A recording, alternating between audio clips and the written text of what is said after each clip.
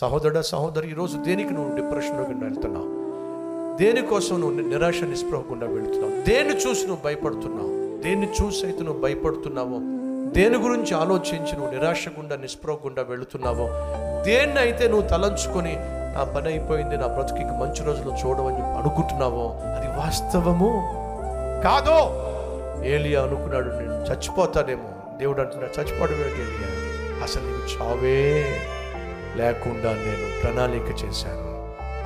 ఈరోజు నువ్వు దేనికైతే భయపడుతున్నావో, దేనికైతే భీతి చెందుతున్నావో, దేన్ని చూసైతే నువ్వు ఈరోజు బ్రతకలేను అని అంటున్నావో, దేవుడు నీకు చెప్తున్నాడు, దేనికి భయపడుతున్నావో అది నీ దరిదాపులో కూడా రాకుండా నేను చేయబోతున్నాను.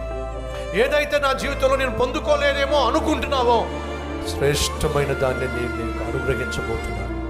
ధైర్యంగా ఉండో. ప్రశ్నకి, నిరుత్సాహానికి, నిస్పృహకు తావిపోతాను.